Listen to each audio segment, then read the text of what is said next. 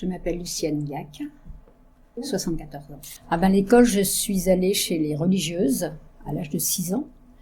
Et à l'époque, justement, c'est ce que je voulais dire, on nous interdisait de parler le breton quand on arrivait à l'école. Moi, je suis arrivée à l'école, je ne connaissais pas le français, je ne parlais que le breton, mes parents étaient cultivateurs, je ne parlais que le breton.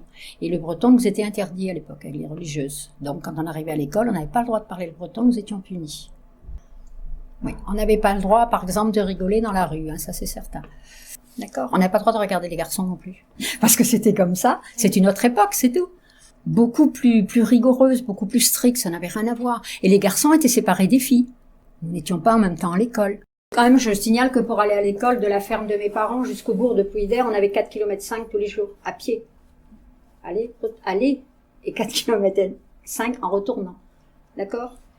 Et en rentrant à la maison, bien, il est évident qu'il fallait, encore mon père était très très dur, il fallait que les devoirs soient nickel, en plus, et nous travaillions après dans les champs, aider nos parents. On n'avait pas de vacances en fait, pendant tout l'été on travaillait, on n'allait jamais à la plage.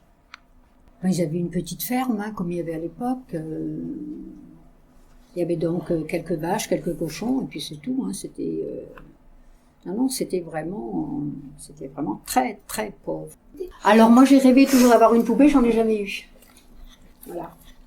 Et maintenant, chez moi, eh bien, si un jour vous avez envie de venir les voir, j'ai une collection de poupées anciennes, que j'habille, voilà. Mais je n'ai jamais eu ma poupée. Mes parents n'avaient pas les moyens. Pourquoi ? Alors, quand on croit c'était pas le Père Noël à l'époque, c'était le petit Jésus à l'époque. Quand on croyait, on se disait, pourquoi est-ce que j'ai pas ma poupée ? On notait, on écrivait qu'on voulait une poupée, on ne l'avait pas. Moi, je l'ai jamais eu. Et maintenant, je dois avoir une 50aine chez moi, dont des poupées de collection. Je les habille, je leur fais plein de choses. Moi, je sortais pas quand j'étais jeune. J'ai dû commencer à sortir, j'avais 17 ou 18 ans. Nous allions danser. À l'époque, ça s'appelait, il y avait des salles de danse et on allait danser. Je suis rentrée en apprentissage à 14 ans. Chez un maître tailleur à l'Esnevin, donc c'est dans le Nord-Finistère, je suis venue à Puy-d'Air, donc automatiquement c'était pas très loin.